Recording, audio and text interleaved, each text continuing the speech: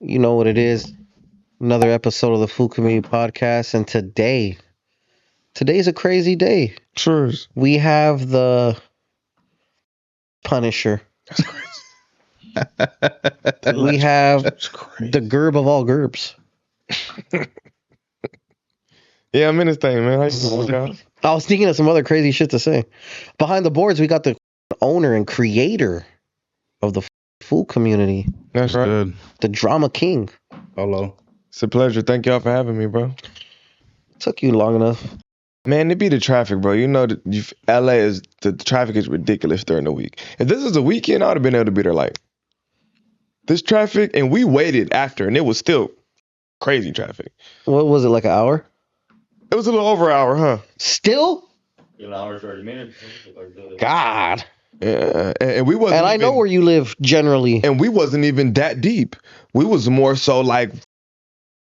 Oh. It still took that long. I'm like, damn, Witters? bro. What the fuck you doing? Let me see. Man, I love my Latinos, bro. I be everywhere. That's not true. According to the Food Community Post, you hate Mexicans. Which is false. It's crazy, bro. You know, What's up with that you crazy? One of my favorite coworkers. Ask my mom. She'll tell you. Fire. For sure. Like You have definitely defended the Mexican people multiple times up there. But you seen it? with me right there, mostly against our thick friend. Pause. Facts. Mostly against Flacco. So Done it's like, with nah, thighs. right is right. I'm not really with the race shit. Wrong is wrong. Right is right. You know, that's how I kind of look at shit like in between lines. I don't be looking at shit for race for specific shit. You know, I just be like, all right, is it right? Does it sound like it's right? If it's not, I'm not really with that shit.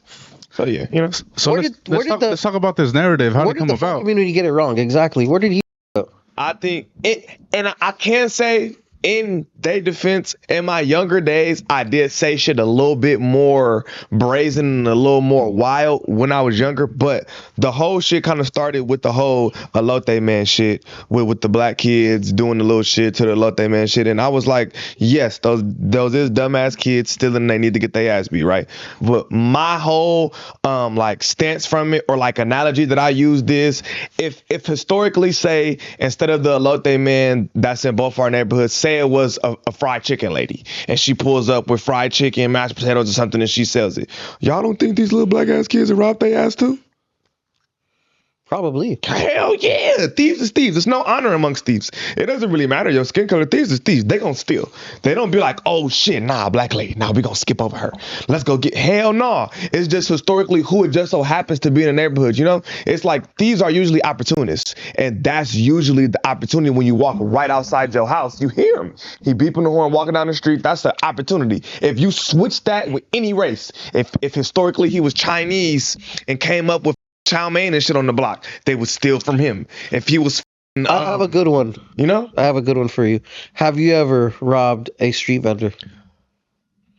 not robbed, but like stole some chips, yeah, but not like, nigga, give me this shit, and like went through his pockets. Hell no. Like, act like a little ass kid, elementary school, like, I ain't got no money for these Doritos. It's like five of us grab the Doritos and take off. Little dumb shit like that, yeah. But I've never like, nigga. Do you have any? Do you have any homies that have ever stuck up a street vendor? Stick up? No. That's what I'm saying. It's not as prevalent as niggas be trying to make that shit seem. Hell no. Like my personal circle. If your personal circle came back and be like, yeah, I just hit the corn lady, what would you say? As a grown ass man, Yep. you're bugging.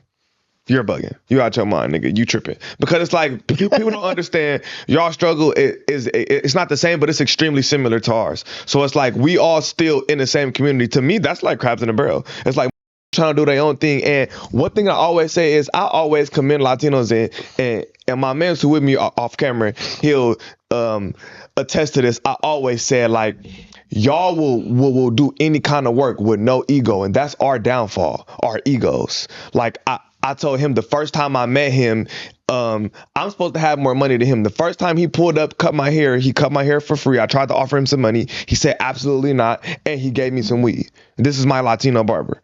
And the first thing I said to him, I don't know if he remembers this, and I'm like, bro, I like you. I you. I'm like, see, that's the difference between us and y'all. If you was a black barber, you would have been like, I need my $50. You would have damn near asked me for some weed. You know what I'm saying? I'm like, y'all just different. But that's me being black, and I can realize that. You know what I'm saying? We are, and I don't know if it's our history, but we just kind of ego. Like, nigga, ask a nigga right now if he gonna stand on the exit of the freeway and sell some oranges. A nigga gonna look at you, and he'll be broke. No money in his pocket. Nigga gonna look at you up and down and be like, are you crazy? You crazy? How? I wouldn't dare. The flip side, though, to that is there are fools that be selling water bottles and shit. Yeah, we are starting to, you know what I'm saying, get there. Facts. That's a fact. You are right. You know what I'm saying? But like, I usually speak majority, not minority. You know, majority. You feel me? So I always say that, like, niggas don't have no ego. Them is hardworking ass.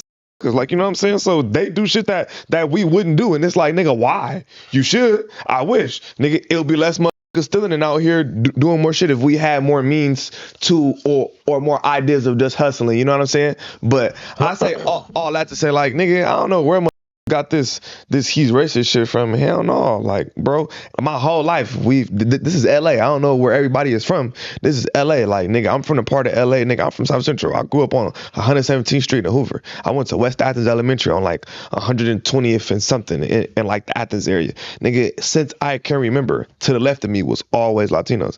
How the gonna get at me? Because I just felt like it wasn't racially driven. I feel like if you switch it with any other race, they would be getting stolen from too. There's no honor amongst thieves. You know, I don't think that is racially driven. You know what I'm saying? I just think it's more prevalent because y'all are usually the ones who are coming through the community selling shit. Now, if niggas was hitting through community selling shit, they'll be getting stolen from too. I promise you. Niggas are stealing. I haven't been with you in months. Pause. That sounded crazy. Yeah, that's crazy. Niggas, you feel me? People steal, you know?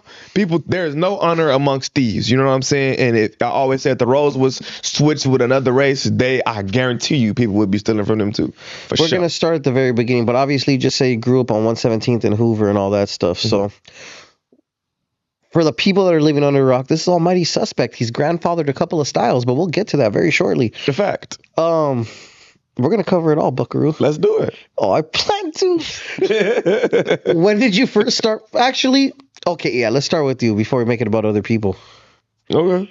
When did you first start rapping, my friend? Well, my pops. Perfect, thank you. Is from like I grew up in like the underground hip hop era. He's an underground legend. His father's an underground legend. Simple as that. Yeah, my father's an underground hip hop legend, Lamar Park legend. You know what I'm saying? If y'all know anything about the good life in the 90s, late 90s, or if you know about Project Blow through the early 2000s and mid 2000s, you feel me? I'm like what do you say? Like an heir or like a descendant of that kind of shit, you know?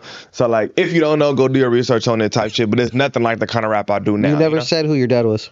Oh yeah, my pops is LA Cool Rifleman, you feel me? If y'all want to go do your research on that, you know, underground hip hop legend, fathered a whole lot of styles. For me, battled Eminem in the hip hop Olympics in '97. You feel me? Was part of a group that battled Eminem and their group. You know, one of those. So pretty legendary dude. You feel me? I ain't grew up with like rich or no shit. Far from it. You feel me? We grew up in underground hip hop is not a rich land. Yeah, people always try to hit me with so you was like you grew up with your daddy and you had everything. Nigga, absolutely not. His dad was still in the hood. Yeah, underground rappers, nigga, struggle like nigga. You know, especially in the early 2000s. Project Blow is not paying a lot of money for people to rap for free at open mics. You know, he toured all around the world and he did his thing, but we was far from rich. He did do his thing, but yeah. But we far from rich. So like I say all that to say, and my granny was in a soul band in the 70s. My uncle RP was a DJ. So like the music shit just running my blood. You know, my granny did a karaoke every fucking weekend after she stopped being in the 70s band up until like maybe like 2008 or something like that. So it's like I always was around music my whole life. Like I remember being in like first grade, second grade when we supposed to be doing the times tables and shit where they count the clock 90 seconds or whatever, how many times tables you could do. I act like I'm doing it and have like lined paper under it, writing raps and shit like that. You feel me? Like that was always what I knew I was gonna do. You feel me? I always wanted to be a rapper. I kind of wanted to do other shit a little bit, like. You wanted to be an astronaut or some shit? For like a little bit, I wanted to, cause I looked at the pay and I knew that that you could travel the world for free. I wanted to be a pilot for a little bit. Oh, fire. Yeah, you feel me? I was like, close. I had a pilot phase for like 3 months when I looked up how much money they could make, and they get, you feel me, all the travel miles and shit. I'm like, oh, I could fly around the world, you feel me, go places for free. But then once I did some more research on that and I found out how much math that shit took and all the school and shit, I was like, nah. I was always one of them kids that was smart, but like schooling really wasn't for me, you know, type shit. But I remember a nigga made his first song like, my dad and my auntie, which is his sister, damn near like orchestrated a little like a cousin music group almost. That's fire. You know? So like some of my female cousins and then me and my other cousin, he a dude, they damn near had like a little rap group for a little bit, you know what I'm saying? And we was recording at my dad's shit. So like I've been recording and I've been familiar with studios like my whole life, damn near, you know? Type shit. You feel me? My dad always recorded himself or he always had a studio around. So I've always been in studio since I can remember, you know? And shit. Once like maybe like I want to say early high school, I dropped out 10th grade, but like the part of 10th grade that I did go to school in when I was at Dorsey, and that's in you feel me, South Central, if y'all not familiar. When I went to Dorsey, that was when I started making beats too. Like maybe like 12. Were they trash? No, I think that was hard. You rapped I used on to them? make beats on Reasons. Oh, that might be all right. Yeah, I used to make beats on Reasons and shit, you know, and I had a different name, but I ain't gonna say it. Say it now. Nah, we're not doing that. I used to make beats and shit for a little bit because I wasn't always like this and more so like in your face, loud ass type of nigga. I wasn't always like that. Like I kind of grew into that like high school. So like before I more so wanted to be like the background producer nigga. I'm like, I want to be in music, but I was too nervous to rap. Like I would rap, but like when it was time to get on the stage or some shit, I'm like, I don't know. So I was like, all right, let me do the background role for a little bit, you know, make beats or whatever. But then I started rapping on them because who the fuck is gonna rap on my beats when nobody knows me? So you already know where that ends up leading to. So I get back into the rapping, you know. But like it was more so just with my homies and shit when I'm not into street shit too. Cause it's like, you know, that distracted me for a long time too. You feel me? Get into street shit. But like to answer your question, it was real long winded, but it was a lot. You know, I got a kind of crazy story. But I want to say my first song or started really rapping probably like third or second grade, you know, and I would write shit down. I remember my mom found my raps one time and got mad, called my dad and was like, this nigga's writing raps and cursing and shit, what you know, type shit. So like hella early and hella young, really, my whole life damn near, you know. Talk to me about some people that you rapped with. When I first started, like getting some traction, so to say, you feel me? Because I was already recording myself. Because that's kind of how that happened. I went to the halls. For anybody who know me, I went to the halls maybe the first time when I was like 13. Which juvenile hall you go to? All of them. Which one was the first one? The Los Virginos, East Lake, and all that shit. But the first one I touched down in, and at that time I think they used to call it your home jail. Was I want to say Los Virginos. I want to say your shit would be fucking East Lake, but I could be wrong. Supposed to be, but nah, I didn't go to East Lake first. I might have actually. I don't know. It was so. I went so many times, but I think my first time. You ever got your shoes took? Hell no. But I didn't took some shoes. I took his fucking shoes. I remember when the Concords came out. I took some of them. Yeah. Who the f wearing Concords in juvenile hall? Stupid ass little kid. Bought some and for sure. Got his shit took. Yeah, definitely. But yeah, so I ended up meeting. We ain't gotta say his name, but y'all already know. You feel me? Nah, say it, Big G. I ended up meeting, you know, Snow, whatever. You feel me? Hold on, what year was this again? Like 16, 17? 2015. Okay. 2015, 14, actually. Really 14. You feel me? Cause that's the first time I came across him was jail. 14. We ended up being in the same unit. Oh, you fools were homies from jail. Oh shit. Oh, I thought it was origin story. Nah, hell nah. I met that nigga in jail. Niggas wasn't rapping yet. You feel me? Niggas was on some street shit. Who was just in juvie? Yeah, damn. Little troubled children. Hell yeah. I don't like to. Niggas who know my politics know you, and niggas be hating on me about how I maneuvered around my politics and stop politicking. You feel me? That's enough to say, but you know that's why I don't really do too much on it. But back when I was on that, you feel me? Me and him came across each other. You know what I'm saying? I introduced myself to him. He introduced himself to him. You feel me? On some street shit, and we was cool. You know, because we wasn't like. like on some. It wasn't opposite. that. Yeah, it wasn't that. You know, it was cool or whatever. Some of my homies who was in there already was familiar with some of his. You know what I'm saying? So it was cool. Yeah, it was cool. You know, it was copacetic. So I remember maybe like the second time I came across him, because niggas had got out and went back in. Usually he would only be coming in for like little shit, probation shit and little small shit like that, and he'll be in and out. Like I remember one time, nigga, I got there and he comes. I'm like, damn, what's the deal, gang? With the you feel me? We get acquainted or whatever. He leave. Come back, I'm still in this bitch. He like, damn, nigga, you still here? You feel me? Type shit. And the second time, I remember he like, I'm finna get out. I'm just on some probation shit. And I'm like, nigga, I don't even know when I'm getting out, bro. I'm fighting my case in this. So he like, when you do get out, he write down his Instagram, he write down all that shit, you feel me? And then he give me the paper or whatever. He like, when you get out, hit me. I'm gonna pull up on you. You know, when niggas in jail telling stories and shit, you like, nigga, when I was on the outs, nigga, I got all the bitches, blood. Nigga, I be driving this truck, nigga, I'm gonna pull up on you, blood, whoop. I'm like, all right, bet. You feel me? So he write down his shit, give it to me. I'm like, all right, bet. You feel me? When I get out, I follow the nigga on Instagram, you feel me? It's looking like the nigga was low-key doing what he was talking about, you feel me? So, boom, you feel me? The nigga, I follow him, he follow me back, he hit me or whatever, and then one day, you feel me, nigga just pull up on me, you feel me? And then we end up smoking, then we pull up on some bitches, get some lean or whatever, we get high, chilling, you feel me?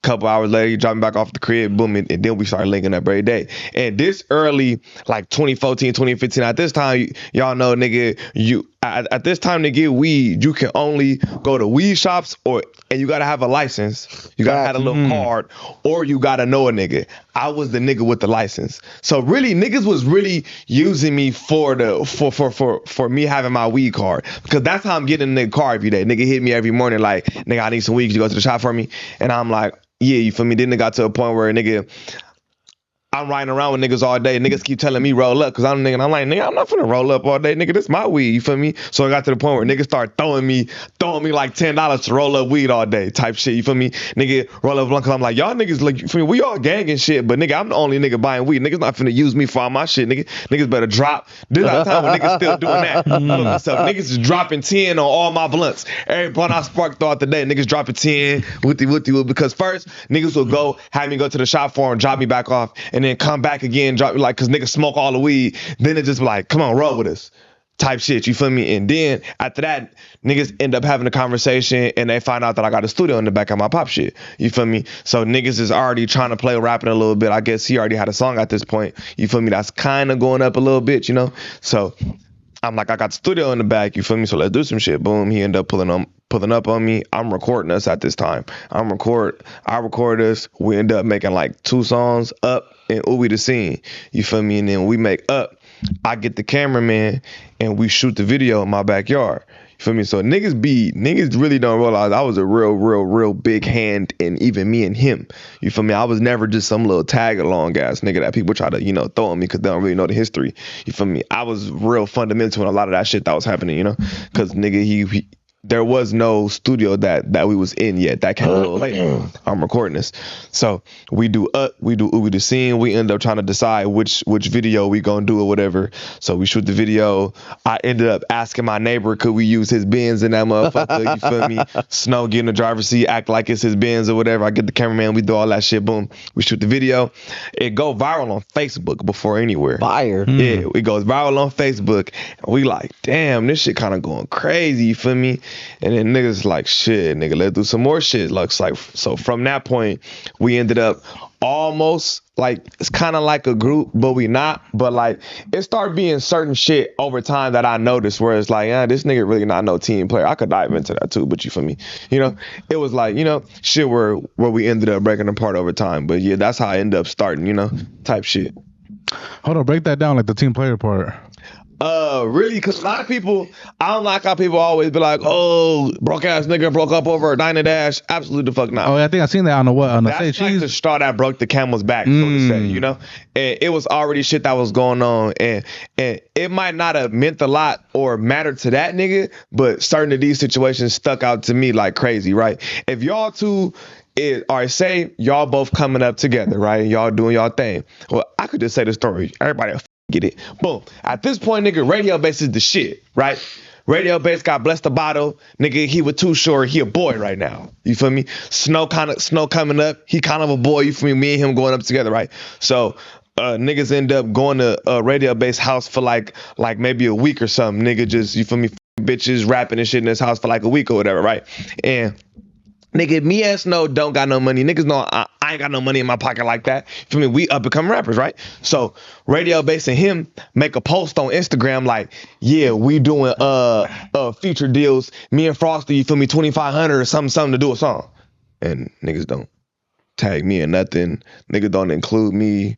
Like, you know what I'm saying? Nigga, if y'all two niggas come together, or if you tell him, come with me to Radio Bass house, we gonna do this, whoopty whoop, and then nigga, you get with the other nigga who else y'all go to, an icon like, yeah, me and XYZ, we doing feature deals, blase, and then you just sitting there like. Yeah, try to X you out. You feel me? Nigga never included me in so many situations. You feel me? That was early on. You feel me? That was one. Nigga, it was a time where we both get booked for a show. You know what I'm saying? Nigga call me. We both get booked for the show. We both get paid or whatever. Nigga call me. And he like, I'm going to pick you up at 6 so we going to go to the show. I'm like, all right, bet. Nigga call me at 5:30. Blood, the car full. Blood, you probably got to find your own way up there. The car's full with who? Ain't me and you the rappers? The fuck you mean the car full with your entourage, nigga? Your car is full with the homies who don't rap, but you leave me with the nigga who's on the flyer with you.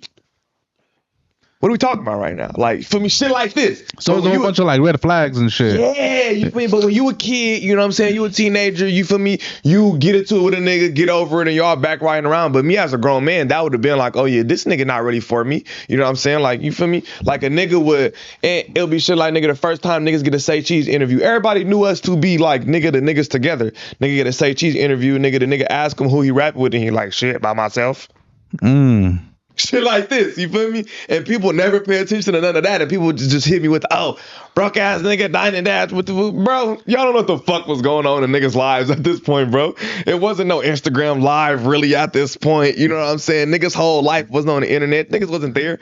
Y'all know what the was going on type shit, but nigga, it was so many situations like that, bro. Like niggas don't realize, bro. Like niggas helped that man with a whole lot of shit, fool. Like nigga, when shit would happen to that nigga, he'll call me, bro. Every time where nigga his baby mama stayed at my mama house, niggas helped this man. You feel me? And he helped me with a lot of shit too. I never act like he didn't. You feel me? Cause he helped. You feel me? Get some spotlight on my shit. You feel me? For sure. But nigga, I was very vital for a lot of that shit. It was a lot of things that he'll say on the song that came from me, but people would have tested from him because they know him first type shit. You know, a lot of shit. We was coming up with a lot of this shit together, but a lot of niggas would try to give him all the credit and just be like, nah, you was just there. You took the shit from him. And I'm like, nigga, how? We didn't even rap the same.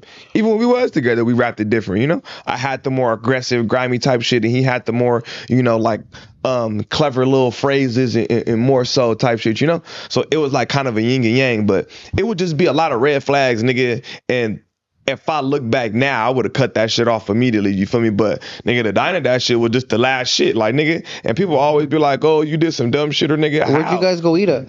I break that shit down too, right? So I wasn't even supposed to be there, nigga. Him and Jabba is doing like a day in the life shit, and the Snow begs me to come outside with niggas. I'm chilling at the crib with my daughter. My baby is like maybe 7 months at the time, bro. I'm chilling at the house. She's like, we gonna do a day in the life. I'm gonna come get you. I want you to be in it. I'm like, whatever, bro. Let me know. You feel me? Because I'm not tripping. I'm chilling at the crib. You feel me? So boom, he come get niggas. Niggas go to Outback Steakhouse. Jabba has his entourage. Snow got his entourage, right? Boom. When all this shit go down, nigga, I'm not even aware that niggas is about to do whatever they're about to do. I get up and go to the bathroom and go pee. As I go pee, nigga, I see the back of niggas' heads bolting out that motherfucker. Nigga, boom. They didn't even tell you shit. Nigga didn't tell me a word. Boom. So I run out, you feel me, try to get out, boom, and then I remember that niggas always try to say, oh, he went back for some fake ass Louis bag. No, bro, my mom's had let me use her laptop that I was using for my music shit, and it was in that backpack, you feel me? So as soon as I get out, I'm like, damn, my mom laptop, I gotta go back in that get it. I ain't gonna leave for shit. And it's like, nigga, you feel me? So boom, I turn around, I go back in there, you feel me, and I go get it. Niggas try to hold me in that.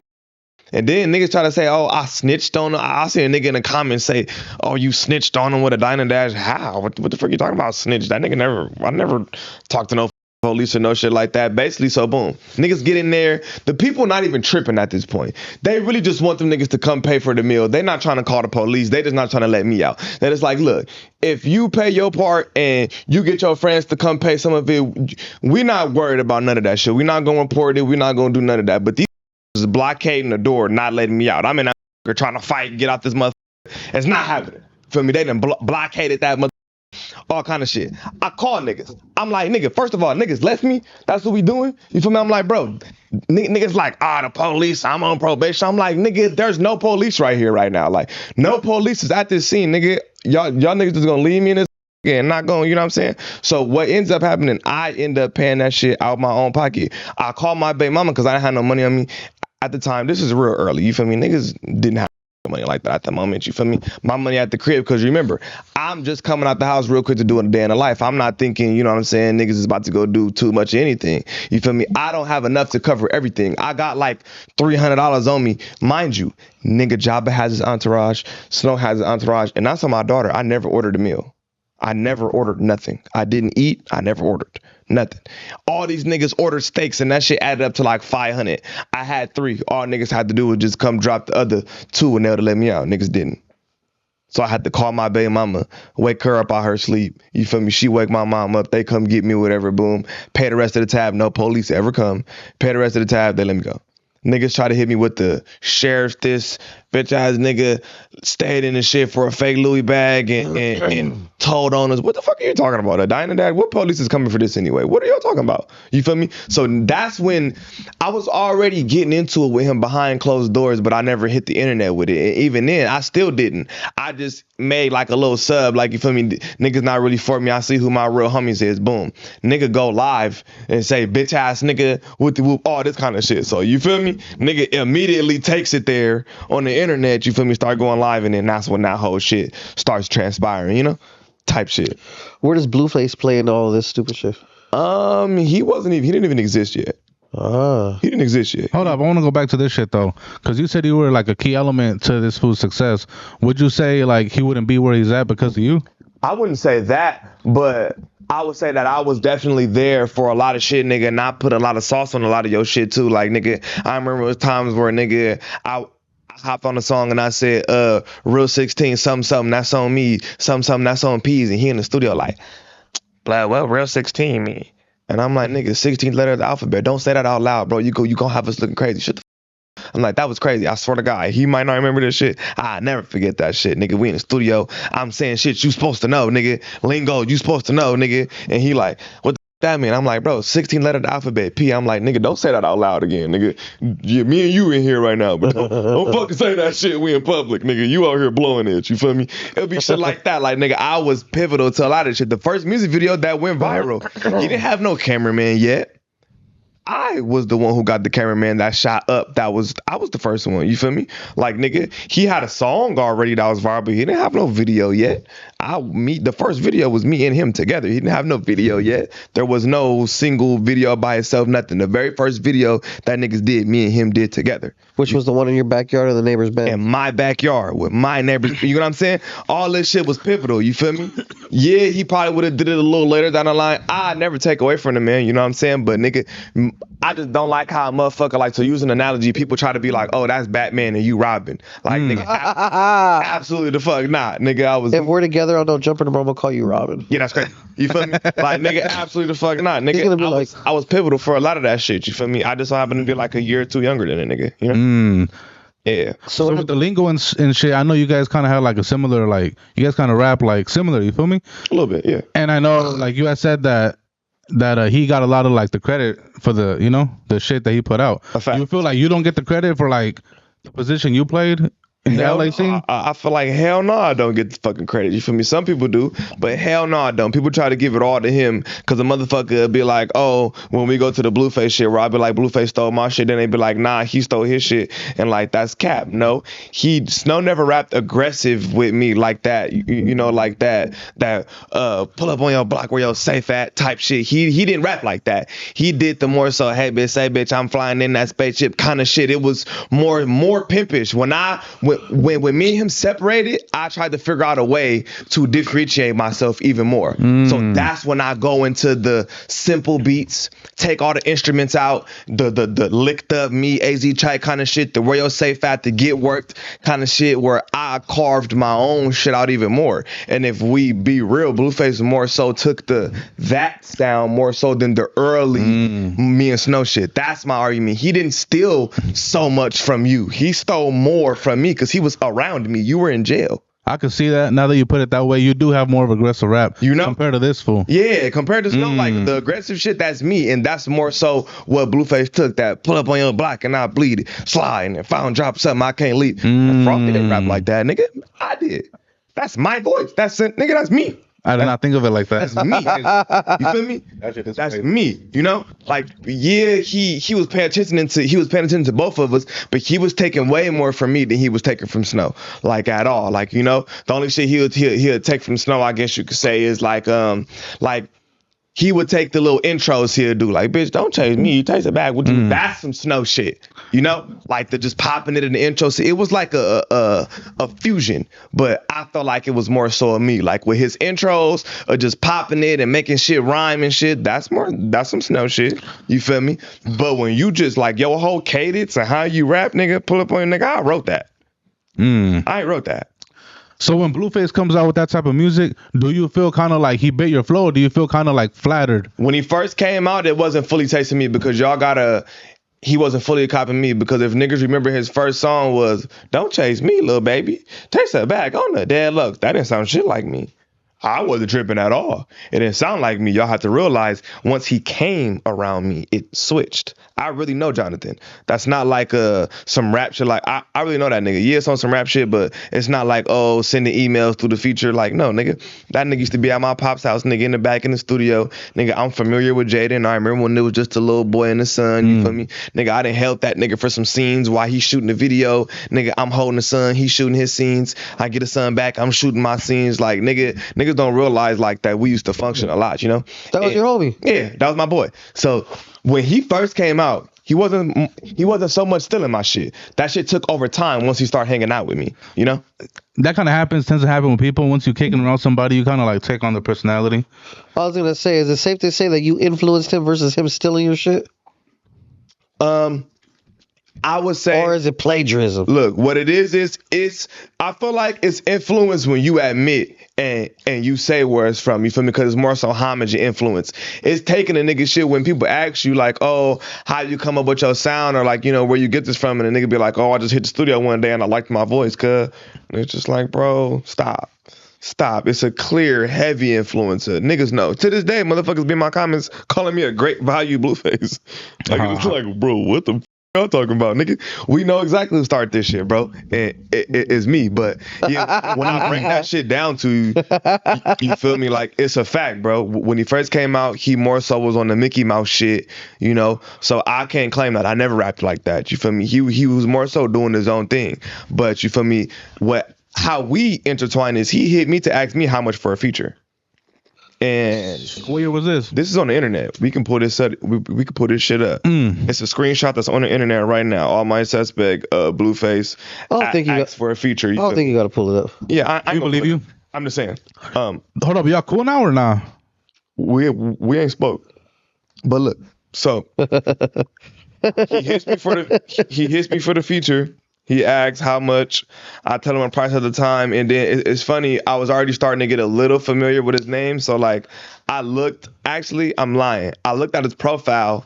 I seen that shit on his face, and me, I'm a smart nigga. I want to be an A&R when I'm all done with this shit. I say all that to say, I know a motherfucker who got a look, and if they can figure out a sound to go with it, they'll be able to blow. I seen that shit on his face. I looked at his Instagram, and I'm like, yeah, this nigga off look, because you know music nowadays is not just off your talent, it's the character behind it, your looks and all of that shit. So I seen the tattoo on his face. I was like, this nigga could probably go somewhere. You feel me? I heard a couple snippets. I'm like, he could probably go somewhere. So I tell him a low price. You feel me? Boom. He like, all right, bet. I'm gonna get back at you. Maybe like 2 months later, On the Dead Lux comes out. So he hits me back. And then he like, hey bro, I ended up, you know, like starting to go up so much, you feel me? I'm I don't need that feature, you feel me? But if you want to work, like, you know, we can still do some shit. And I'm like, it's good. Just pull up, nigga. We don't even got to rap. You feel me? Just pull up. We can link type shit. She like, all right, bet. So he ended up, you know, starting to pull up on the nigga, chill. And this is early on. This is before Cash Money. You feel me? Nigga pulling up. Then we ended up doing a couple songs. We have like maybe 2 or 3 songs. We got some shit with a nigga named the Prince of LA. I think it's called Try Me or something. Just look up me and Blueface on the internet, and you'll see a couple songs that pull up. It's Try Me, and then we did some shit with Stupid Young called Sliding, I believe. You feel me? So we end up doing some tracks or whatever. And this my dog. We linking, we cooling, we chilling, all kind of shit. Boom, the Birdman shit start coming across, you know? Well, actually, I'm skipping over a little bit. We cool, we chilling, right? Nigga called me to the studio one day. You feel me? We chilling or whatever. Boom. He writing some shit. A beat come on. And he like, what you think it sound good with some shit like this? You feel me? And then he kind of like say like some pull up on your block. And I'm like, slide. And if I don't drop something, I can't leave. And he like, yeah. He like, that's hard on God. You feel me? I'm through that. Boom. Put that motherfucker in the booth. He go, pull up on your block and I'll bleed it. Slide. And if I don't drop something, I can't leave it. Boom, right? You feel me? But whole time, I'm just like rapping. Like, he don't go in there and record it. Like, we just like, you know, chilling. Boom. And he don't even record to that beat at that moment. He switched to something else. He do a whole nother song. You feel me? I'm not even thinking nothing of it. You feel me? Boom. I go to the crib. You feel me? I still think nothing of it. Some months go by. Nigga. I see the video with the dun dun dun dun dun. Blueface, baby. Pull up on your block and I'll bleed it. Sliding. Nigga must have sat up. I was like, hell no. No, this nigga. I'm like, nah. Run that shit back. Pull up on your block and I'll bleed it. Sliding. And before that, he never rapped like that before. If y'all was there, y'all fucking remember. One day, he went for Mickey Mouse and that shit just, a switch went off. And he just turned into a grown man one day and started sounding like me. It just literally happened overnight. Did it not? Did it not?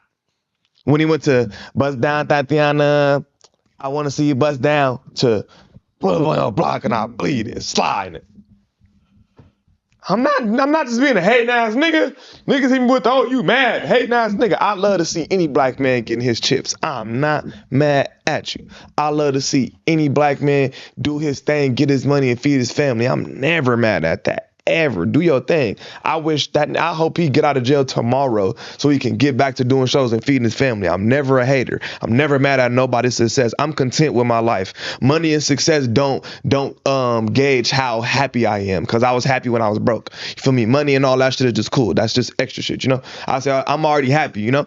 So like, I'm not mad at your success at all, but when you get in these interviews and niggas ask you where you get this shit from, don't lie, nigga. We know where you got that shit from, bro. Me.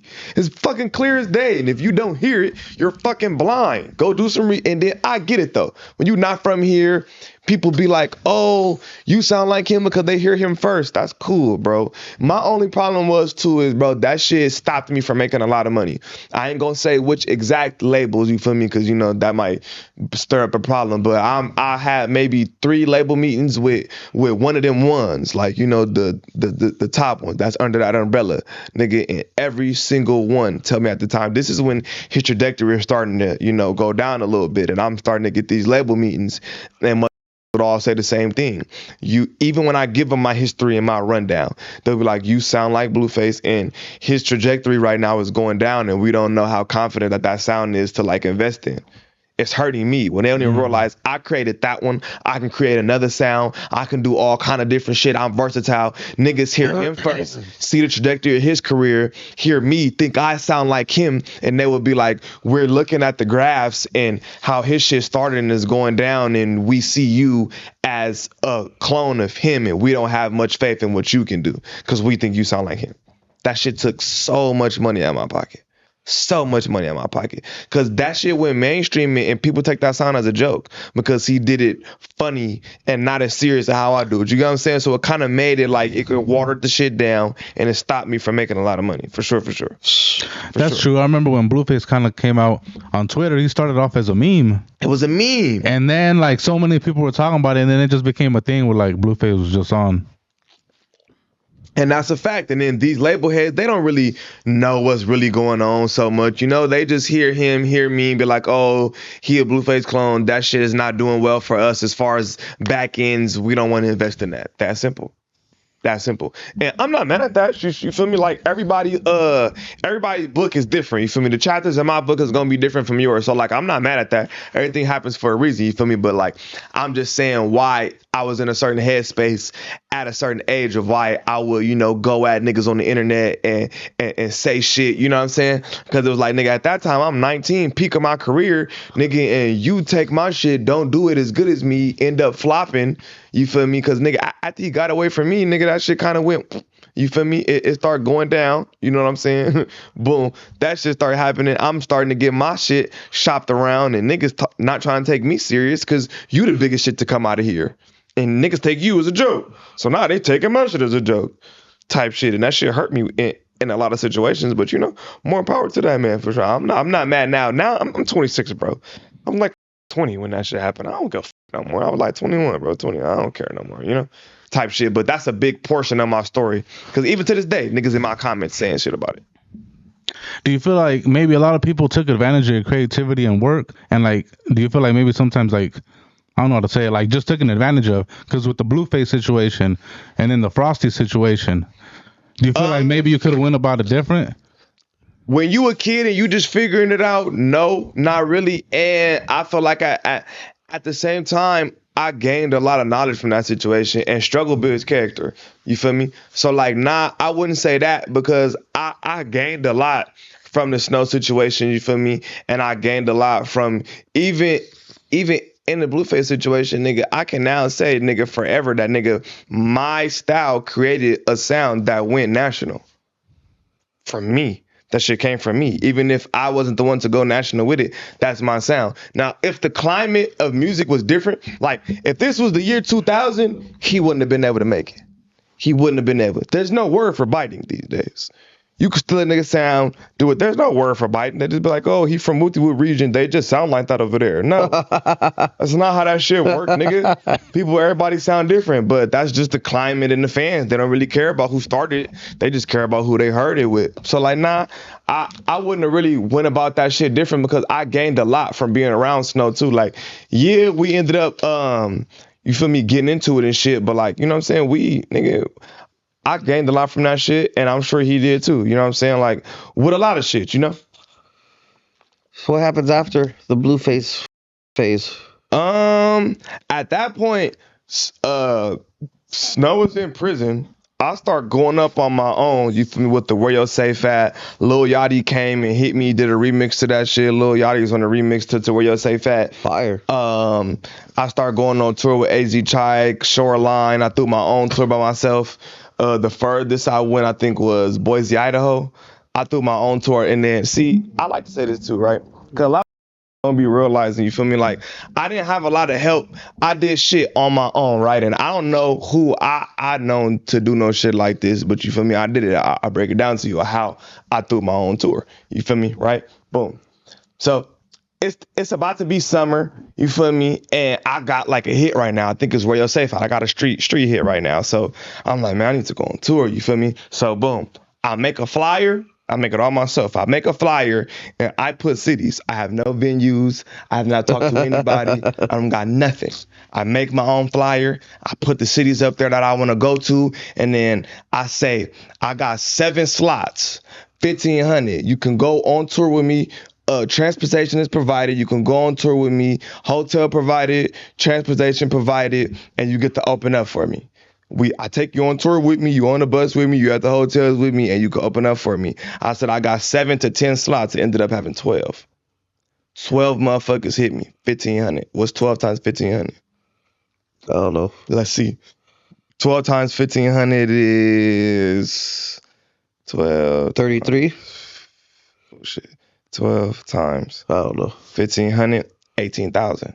So boom, I get 12 people to come. I get 2 vans, Boom. I got 18,000 now, right? I get 2 vans with that money. And then with that money, I start hitting around people for the venues so I can actually make this tour thing. You feel me? So I take my money, I work out some contracts with the venues. You feel me? Some people want to do the doors, some people want to take percentages. You know how that should be. You feel me? I ended up linking up all the tours, all the dates. You feel me? Did it all myself, nigga. I get security, I get all that shit. Yeah, we had some bumps in the road. You feel me? A couple things. Nigga, of course, you feel me? Some venues said it was all ages, and then when we get there, it's really 18. It was some shit, but for me, for the most part, the tour went pretty smooth until towards the end. The only reason I had to stop and cancel the tour because my dad had got shot.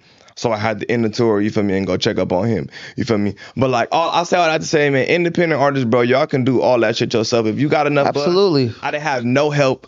I did all that shit myself, bro. You feel me, nigga? I charge people $1,500 to go on a 7-day or 8 city tour. Nigga got 12 people, took my 18,000. I got the venues, got the van, got all the shit, nigga. And then I kept the money from the rest of what I had left over. And then, nigga, everybody's content with getting a couple rooms. I get a couple suites.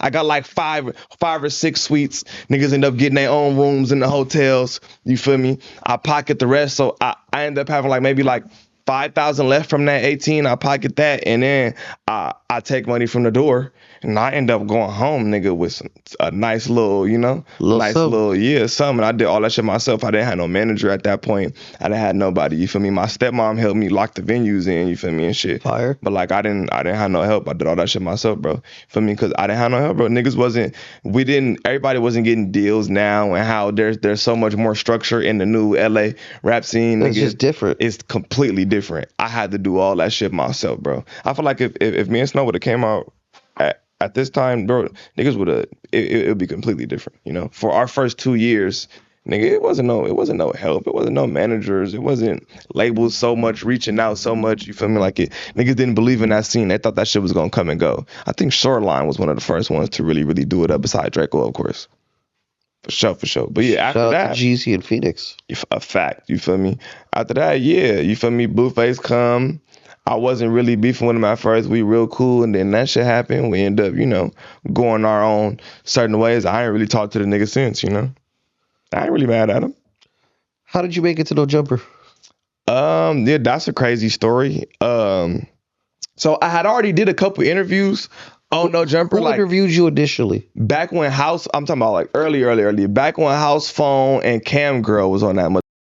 I had did an exposed interview or whatever where they ask you all the questions or whatever. Old shit. And then the very, very first No Jumper podcast was with House Phone and Cam Girl. I go on that. So I'm on one of the original first No Jumper podcasts. You feel me? I went on there with House Phone, Cam Girl as like a guest. I do that. That was like maybe 2019, I want to say, or 2018, probably like, yeah, late 2018. And then years later down the line, I ended up getting into it with Nate Dogg's son. You feel me? Nate Dogg's son said some crazy shit in some Instagram comments to me. Yeah, I think I do remember that. Yeah. So he said some people, a lot of people don't know how the shit started or whatever. He said some crazy shit in the Instagram comment or whatever. And I think it was like a music video that I had or something, like, and he was in the comments under it. Maybe it was an LA Hood Media post. He posted my video. He's in the comments. At this time, he got a blue check. Everybody don't got blue checks at this time. I had one. He had one. One of his homies comments some shit like this shit suck or something like that. I didn't see that comment because there's thousands of comments, but I noticed the blue check comment because it pops up. It's him replying to his homie like, yeah, these new niggas trash, blase, some shit like that. I don't even know this man. You feel me? I have no clue about this nigga. Nothing. You feel me? I think he's mad about a bitch that I got that he wanted to try to have or some shit like that. I don't know what you're mad at me for. I don't even know you at this point. Nigga in the comments, I'm like, who the f is in hell? Who the f in H? I'm like, who is this guy? So I go to the comments. I'm like, what's up with you weird ass niggas? I reply, what's up with you weird ass niggas? Like, bro, who the fuck is you? Niggas say some shit like, don't at me and nothing, little ass boy, ask your bitch about me, some shit like that. And I'm like, this nigga's like a clown. You must not know my profession. Like, I wouldn't give a fuck about no shit like that. You bugging. immediately delete my comment. Bitch ass nigga, you got that, you win. You win that internet shit. You got like 200 likes on a comment. Don't at me or nothing. Get at me in real life. Little boy, ask your bitch about me. Okay, buddy, you got that. You got it, my boy. I'm not going internet war with no nigga. You got it. You got it. Boom. I take that. That's like 2019. I'm the type of nigga that I don't go how long it take, whenever it is. I don't go it was 10 years ago. Nigga, if I remember that it was a problem, we gonna address that shit when I see you. So, nigga, I forgot what weed shop this is. This is like 3 years later now, nigga. 2-3 years later, I'm in the backseat of my homie car, you feel me? Because I leave my shit parked. He want to go to a weed shop, you feel me? I don't want to drive. I hop in his shit, boom. We go to a weed shop. It's just me, him, and his.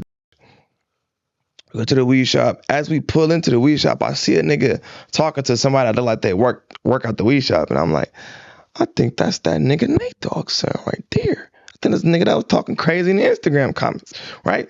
Boom. At first, my boy know he ain't my nigga no more, but at the time, nigga, no, I'm not gonna get out the car to go in the weed shop if I'm not buying no weed. If I'm gonna sit in the car, I see him standing in the parking lot. He's like, like it's like a black gate. It automatically open. You pull in. The door to the weed shop is over here. He's closer to the gate. So when we drive past, I notice him, but we park and we go inside. I'm trying to wait to see if he's gonna come inside this weed shop. You feel me? Boom. So I go inside the shop. Like when doors is like reflective and it's kind of like a mirror, so to say, and you open the door and you can see. When I open the door, I see the reflection of him behind me, and I see that he realizes that is me when I open the door. You feel me? Like he looked, double back, and he kind of just stared, but he don't notice I see him. I'm looking at this through the reflection. You feel me? So boom, I walk inside the weed shop. I'm lollygagging at this point to try to see if he gonna come in that motherfucker. I'm just looking at shit, looking at edibles, looking at wax pens. I don't even buy none of this shit. I'm just looking. I'm trying to wait, see if this nigga come in this bitch. I'm just chilling now. You feel me? Because now I'm able to tell that he's talking to somebody who works at this shop. I'm seeing if he gonna come inside, whatever. You feel me? I'm trying to wait. So eventually he does come inside. Soon as he come in, he beeline to the back door. It's a back door to like they office space in the back of the weed shop or something. He immediately beeline to the back. That shit pissed me off, you feel me? He immediately got me hot, you feel me? I ain't gonna cause no scene in the weed shop, you feel me? So now I'm like, all right, we gonna wait some more. I'm still lingering, waiting if he gonna come back outside, you feel me? Because I'm thinking when he see me, he gonna say something, we gonna get it cracking. He act like he don't see me, beeline to the back. Now it got me hot. Now I'm gonna wait even longer, see if he gonna come out the back. I'm gonna get it cracking right here. We gonna see. I'm waiting. He don't come from the back. It's our time to buy some weed. My man's buy some shit. We get on. Boom. We go to the parking lot, sit in the car. Now, he about to roll a blunt. I'm finna roll one too. Literally, as I'm getting to break down the weed, cause I say this, I think this is a quote. I'm like, bro, I'm not no bully, nigga. Like I ain't no bully. If he don't come outside by the time I roll this blunt, we just gonna get on. Right when I finish that sentence, he walks his ass right outside the door. You feel me? As soon as he say that, boom, I put down my blunt, I bounce out the car. I walk up on him, I say, nigga, what's happening with all that Instagram shit, nigga? And then this when the camera turns on, I slap that shit out the nigga. Cold slap. If y'all remember, I slapped the nigga so hard, the nigga holds on to the fire extinguisher. I mean, not the fire extinguisher, the yellow poles that stop you from driving into businesses. He grabbed the little yellow pole, get his stance, you feel me, try to put his hands up, and then he lied and said you had 3 masked niggas behind the cameras with guns. If y'all remember, bro, when the security guard, you stood behind the security guard. You think the security guard is going to come ask me what happened and talk to me civilized if I have 3 niggas with ski masks with guns behind the camera pointed at you because you're behind the security guard? You don't think security guard going to upblit, going to do something, make some sort of move that look like guns are drawn on him? 3 with a ski mask in broad daylight? Stop it, bro. You were embarrassed that I bounced out the car, slapped this shit out you. I slapped you so hard, it dazed you. You had to get your bearings right. You start looking around for help. Security guard came outside. You didn't say nothing till the security guard came outside. Then you step behind him. Then you start yelling, yeah, nigga, whoop, you feel me? Shit like that. Basically, the security guard come outside. Then he start getting all rowdy and shit. Typical shit, bro. Shit like that. So I slapped the shit out the nigga. What the I gotta do with you go to no jumper? I'm about to break it down. Let me land. Full. I slapped the shit out that nigga. They record it. It goes viral. Boom. I post it. It go viral, right? Oh, I get it now. Yep. So boom, niggas hit me like, yo, no, he does the interview. He does the interview on No Jumper about it, completely lies about the story, tell some whole weird ass one-sided story lie, say I had niggas with guns behind the camera, whoopty whoop, so he couldn't do nothing, cap. You feel me? So they asked, I hit house phone because I know him at that time. My manager at that time was house phone's manager too.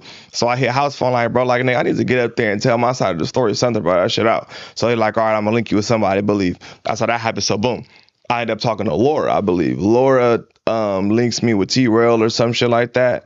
T-Rail and Flacco do the interview so I could defend myself. Boom, I go up there, I do the interview. I go viral for telling my side of the story and then just being funny, really. Just being me, you feel me? I do the interview up there, and then from my understanding, Laura hit somebody, either Adam, T-Rail, one of them, and was like, I don't know who that kid is, but like, we got to have him up here more. Like, we got to get him up here. So then they put me on, what was it? They put me on the show with, Gina and Flacco, I believe, something. They put me on something basically like that. Like, we're gonna have you come back. Like, we're looking for new hosts. Gina, like, I'm putting in for you. You feel me? Laura, like, we pointing in for you. So basically, after that, I slap a nigga, get an interview. They liked me so much from the interview, they had me come back, and I ain't left since. 6-figure sus. 6-figure sus, bro. That's why you say, you feel me? Nice guys finish last. You do. You whoop some ass, you might get you a job out here. Is socking out Kelpy the most viral moment on No Jumper for you? It's one. Well, my most, yeah, and it's like top 5 view wise on No Jumper ever. Yeah, for sure. And I didn't even try to do that shit. I wasn't trying to. I think I was already up there when that happened. I think so. I think I actually called you after it happened. I think so. You might have. Am I tripping, or did he come back and try to want the fade again? He not when he was there. Hell no. Fuck no. Actually, when he came back, I wasn't there, but yeah, he tried to say like, yeah, like if he wants to, first of all, that's not a sucker punch. You call a nigga a bitch, I get up and say, what you say, bitch ass nigga? Ain't no rules to no fight, nigga. I got up, socked your shit. You feel me? And then even after, you didn't bust a move, you didn't get up, ask for a fight, I was there. You could have still fought me. Like, nigga, at that point, nigga, this is chess. It's your move next. I already got my dub. What you want me to do? Like, keep beating your ass? What we doing? Like, you know what I'm saying? Type shit. And I just felt like that was all for clout. He didn't really want to fight. If he wanted to fight me, he could have fought me after. If you and Sharp knew he wasn't a real pimp, why would you have his stupid ass up there? Because it's like, it's more so, say, it was an expose? Nah. Say per se, right? Like, if, I don't know if there is a platform like this, like besides, what is it called? You're on it. Underbelly, Shark, okay, Talk about Underbelly. Say it's a podcast specifically like that. Say like, I don't want to put no titles on you, but say it's like for like Latino members of whatever that may be, biker club, fan club, soccer club, basketball club, who knows? Yeah, some type of niche. Something, yeah, right?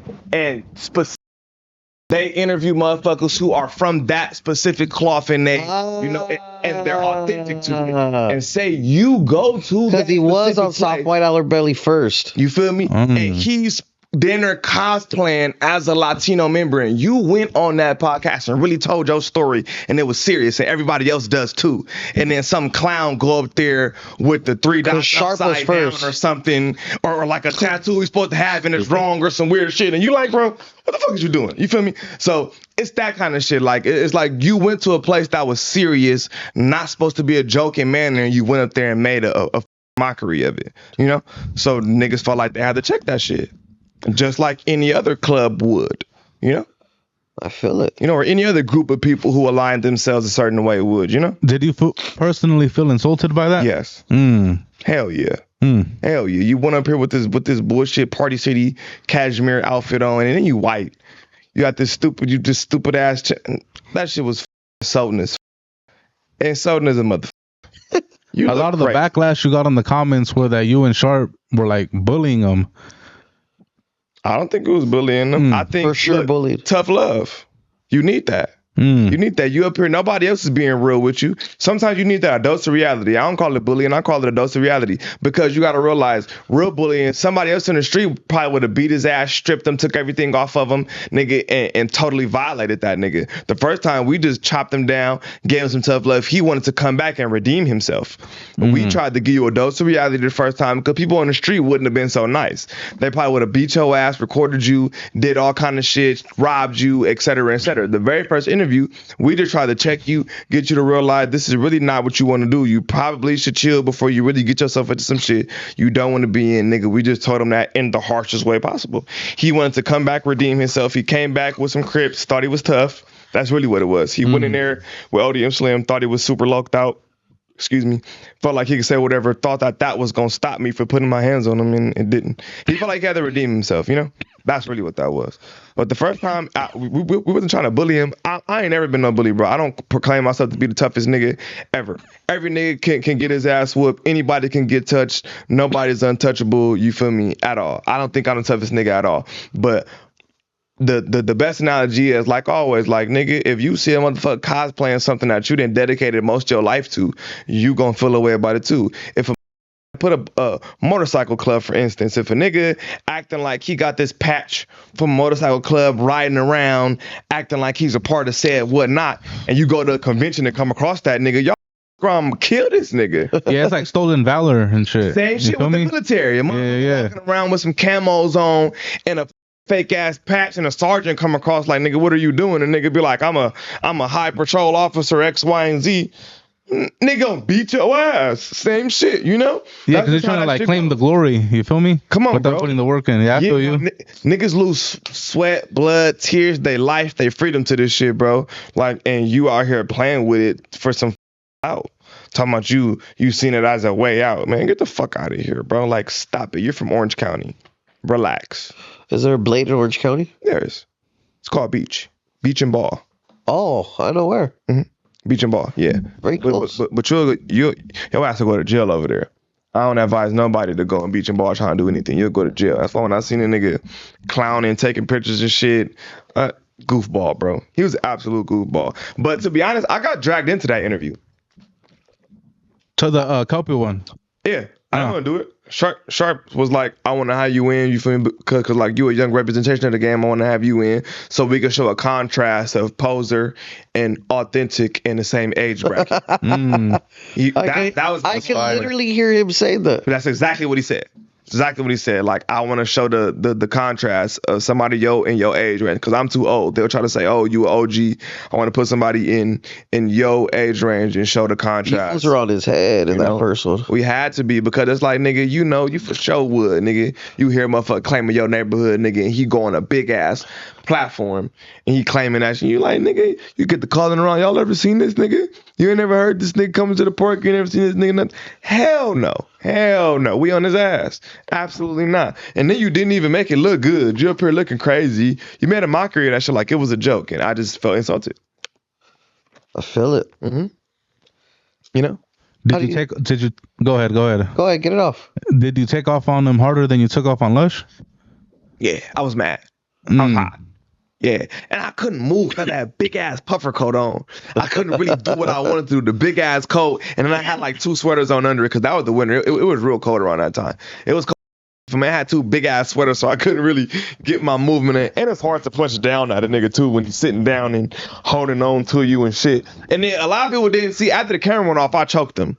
I was holding him. Oh shit! I was holding his neck. You feel me? That's what they couldn't see. When his legs was doing all of this shit, I was choking that nigga. I'm like, bitch ass nigga, watch your mouth. When y'all hear me talking and shit after you can't see, that's when I'm holding on to him and they trying to pull me off that nigga and shit.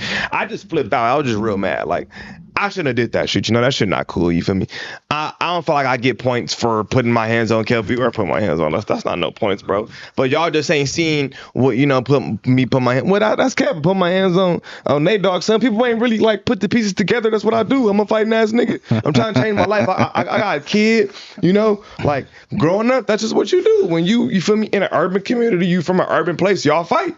That's just what y'all do, you know? So right now, a lot of times when you put hands on someone like that vicious, like you kind of feel bad because it's not like it's not even opposition. Did you feel bad after you like? No, he brought it upon himself. You called me a bitch, and I gave you the chance to clarify it. People be acting like I'm just this wild bully who just be flipping out on people unprovoked.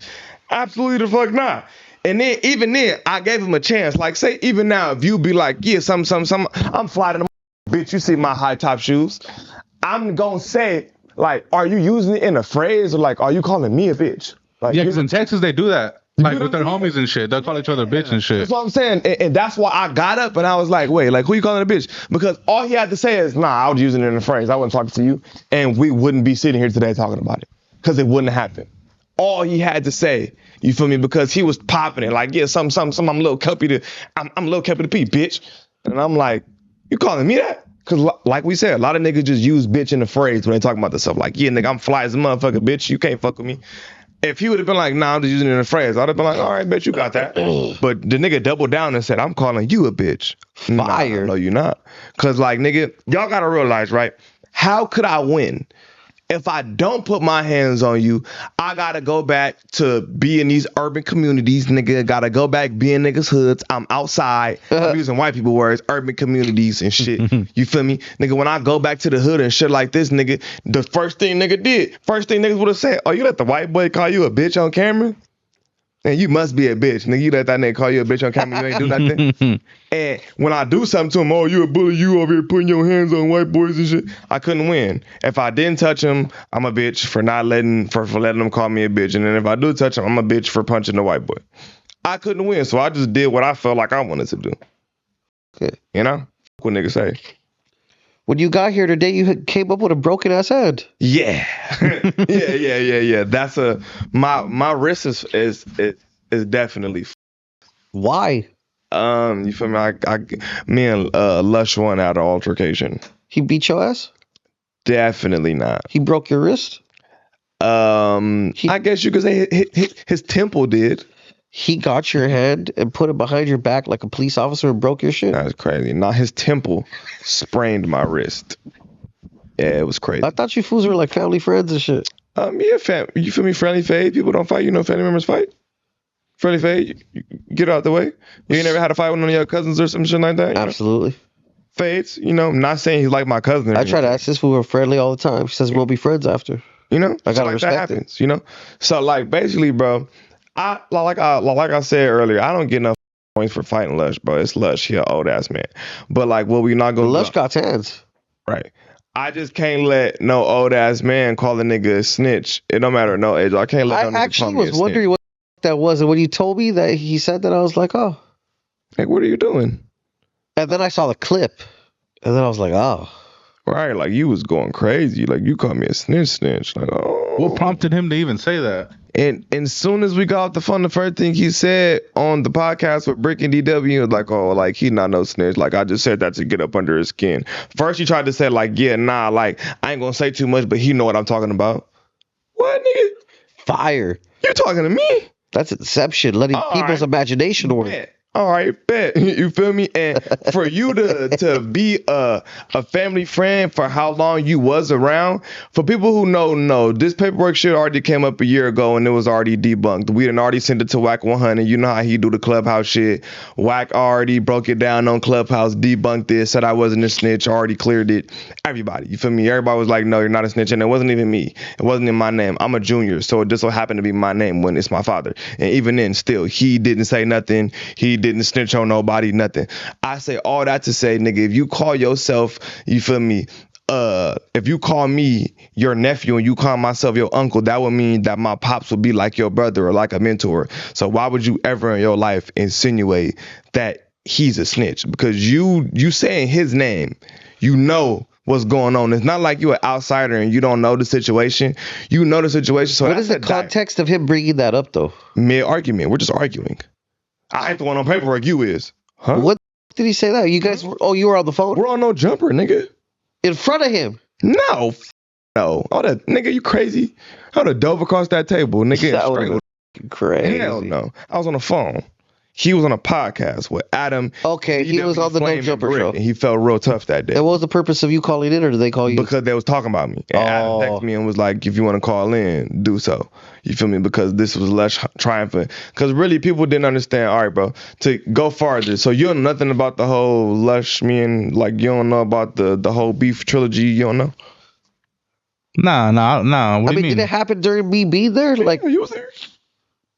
I mean, yeah, I saw some shit. Oh yeah, the freestyle shit. Come on. That's the thing, bro. I embarrassed him when he rapped. For the record, I did the best freestyle. Shit. Yeah. Shit, bro. So he raps, I laugh in his face. I go do my legendary No Jumper freestyle like the next week.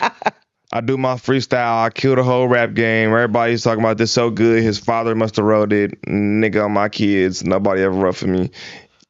Neither here nor there. I do my freestyle. He does 2 more songs after that.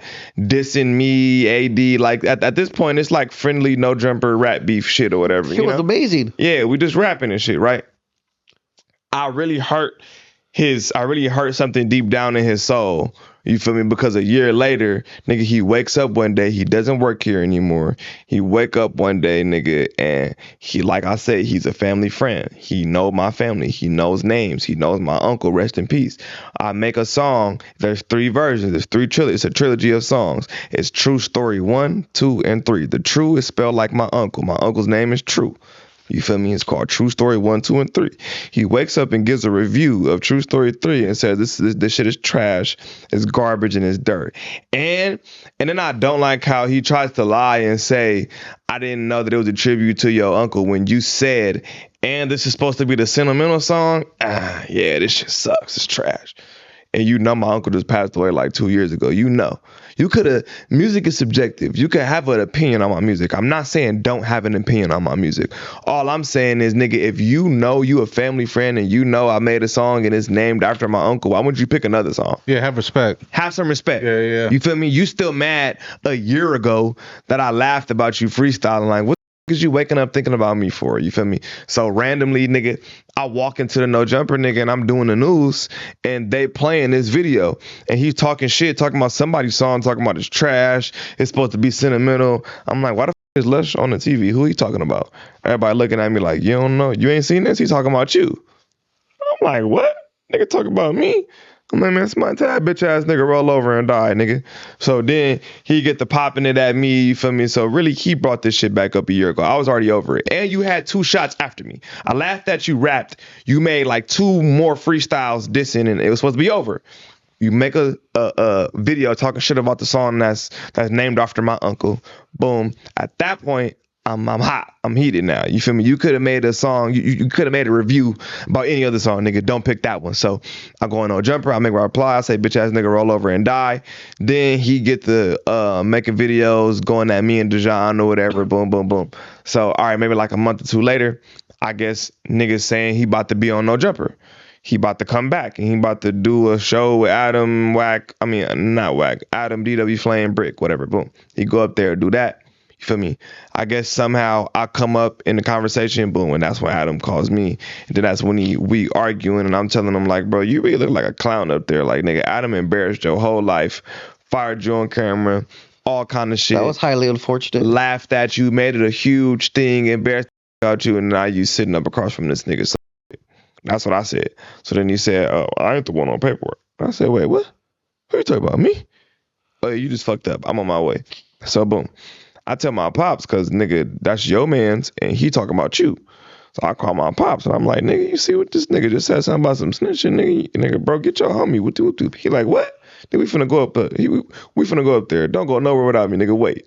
Hold on, because, nigga, he talking about me now. Hold on. Now I'm getting involved. Hold on, nigga. Wait for me. So, all right, bet. Then got to get off work. I'm wait 30, 45 minutes. You feel me? And it's prime LA traffic. You know how far that shit is from LA. Boom. We get in traffic. We sitting. I'm watching the podcast, and he's getting high power. People are trying to break down, like, so who's the snitch? Who's the snitch? Now he's starting to kind of break it down, and he like, nah, like, you know what I'm saying? Like, I ain't going to say too much because it's going to look worse with you. So then I call Adam. He don't answer. I wait another 20 minutes. I call him again. Now he picks up. So now with my pops, I'm like, nigga, I'm with the nigga that you was insinuating was a snitch. Now Lush whole face drop. He already know what's up with my pops. My pops a gangster. He already know what's going on. The nigga whole shit, he like, I don't even know what this is about. He says that on the live. I don't even know what this is about. Like, what are we doing? I don't even know what. Bitch ass nigga, you know exactly what this is about. What are you talking about? You know, you just call niggas snitches and now he on the phone. He like, is this big bro? Is this big bro on the line right now? He like, yeah, nigga, I just saw you last week at the battle and you was nice as a mother. What you talking about all this snitch paperwork shit? Whoopty whoop. He like, nigga, my son just want to fade at this point, nigga. So you gonna give him one like, nigga, what's going on? Blase. You feel me? I already said I was on my way up there. We already on our way up there, sitting in gridlock traffic, not moving. You feel me? He like, is there any way we can like do this like tomorrow off camera? Blah. So earlier before that, I text Adam. Adam didn't read my whole shit. He just read and said, tell Flush come outside. So niggas insinuated that I said I was outside. My whole text was like, tell Lush that I'm outside because I don't want to have nothing going on in the battle. So when I get that, I don't want to have nothing going on in the building. So when I get there, tell that nigga come outside. That's the full memo of the text. He just reads, Almighty said to tell you go outside. So niggas go outside, I'm not there. He come back outside. Yeah, nigga, I went outside. Almighty not there. Whoop. Niggas is talking about, oh, Almighty, you looking bad, blah. I never said I was outside, nigga. I said, tell this nigga come outside when I get there. I'm sitting in traffic, nigga, and I'm gonna be there. Give me some nigga, it's 6 o'clock. Smack on a weekday. Y'all niggas know how to, but this is LA. It's gonna take me 2 hours, hour and a half to get there, nigga. I'm far. So boom, I pull up on my way there, but we call. And then that's when all that shit transpired, you feel me? And that's when the whole shit where I put him on the phone with my pops and then he get the bowing it down. Then he say, can we do this off camera another day? Blah, blah, blah, blah. Can we do this tomorrow? And we like, all right, bet we gonna link tomorrow. So at that point, we turn around. I'd say, people try to say, oh, Lush marked you out. You said you was gonna pull up. You never definitely did. got marked out. You never did. You right. I was scared. You got marked out. Whoop. I'm like, bro, I'm sitting there. What you want me to fly? What you want me to rent a helicopter, nigga? I'm on my way sitting in traffic. And then when he answered, he said tomorrow. Y'all wanted me to still come after he said tomorrow? Nigga, it's Lush. The fuck? It's not a threat. On the flip side of that, are you and Lush, can you and Lush be friendly now? We went on the podcast together after. Oh, fire. Yeah, he came on the Monday show. That's fire. Mm-hmm. He came on the Monday show after. Even after I hit him with an overhand right and shit. We smoked, drunk after and shit. It was cool. So you guys are cool. Mm-hmm. I got no problem. I didn't want to do that, bro. Like I said, I don't get no points for fighting the old ass man. I didn't want to do that at all. But you're not about to call me no snitch and just think that you gonna like victim shame your way out of it and be like, I'm innocent. I didn't know. Like, let me ask you this: is it safe to say that Lush is one of the most knowledgeable hip hop people we know? A fact. That's definitely a fact. Do you think he deserves to be back at No Jumper? I don't know if I can speak on that. If he deserves, I don't know. But if I was him, would I come back? Absolutely not. This nigga Adam didn't embarrass the. He made me look like a hoe. Fired me on camera. You lied to me, Lush. That is a very shit like very classical. Come on, bro. I wouldn't. Man, hell no. I wouldn't go back up there after that. Hey, niggas is a little desperate if you ask me. I think Lush has a good thing going on where he's at for himself. He should be. It looked like he's trying to get back over here, so that might not be the case. It's No Jumper. Would you go back up there after you drug you through all that? Would you be trying to get another job? There. Probably not. Hell no. Not after all of this time, no. If it would have happened the week of. Right. It's like, nigga, you don't see that, like, this is like a whole move on you, damn near. You coming back, it's like a nigga, it's like man, you gotta look alive, nigga. It sound like this, the embarrass you #2 train. Like, you feel me? You shouldn't even fall into that trap. I wouldn't want to be on that camera if you feel me. That's Adam, a cold piece right there. You know? I'm not saying Adam ain't never told me no shit like that. You feel me? Ever. I'm just saying, like, nigga, after you didn't get embarrassed like that, then you want to come back, nigga, and be content again? I'm crazy. I ain't heard from the higher ups that that's what it is, but that's just my opinion on it, you know? I spoke to the Jewish boy, and he has his own opinion on things, but yeah, he don't really seem like he a fan of it, but you know. Yeah. I've never been privy to there being a script, but is No Jumper scripted? Hell no. I Wish. Hell fucking no. He's like, at least I know what the get to. Man, at least I know what the happened the next day. Hell no. Thinking No Jumper scripted is crazy. Hell no. That should be wild up there, nigga. And then last year, nigga, that shit was everybody real life up there, nigga. That shit was crazy. Honestly, that show is crazy as It's reality TV, nigga. That shit is real. It's more real than reality TV. It's no scripts at all. It's just random going live, and nigga, it's just boo. Hey, for a second, crazy. who was it? Just me, you, and Flacco and Court. Court magically appeared. Court, for the record, was there before anything happened. Facts. That's a fact. That's a fact. Yeah. Then you and to the audience, you and Court just popped up out of nowhere. I mean, I was there before this shit happened. Yeah. You know, to the fans, you was the do no replacement, and Court was the AD replacement. Doodle. And now it kind of seems like y'all both not there no more. I'll be there tomorrow. All right, we gonna see. And Friday. Am I out there tomorrow? Let me see. I don't know. I'm about to check. I might. You know, I don't know who's up there with me. I'm not too privy of my. I know one person that's gonna be there, but that's about it. Damn, what days? What's my days? I'm gonna be up there. Damn, me and Josh have been conversing. Oh, nah, I'm not up there tomorrow. Friday? I'll be there Friday, yeah. I'll see you Friday, motherfucker. That's a bet. Yeah, bro, you done moved on up, you feel me, getting all rich on niggas and shit, so you don't come to the news no more. You got too much money for us. That's what that is. 6-figure con. Yeah, I see. They got too much money for niggas over here, you feel me? That's crazy. I'm not gonna lie, Joshua told me to go up there a gang of times since last time I was there. But my schedule's been kind of full. See? Got too much money for niggas. I see. I ain't gonna lie, no jumper checks are still fire though. They are. I forgot that I went up there a couple of times and I sent an invoice. See? Shit was fire. I'm telling you, I ain't gonna lie. Especially me, I work every day. Sometimes it'd be like two times a day. My checks be great.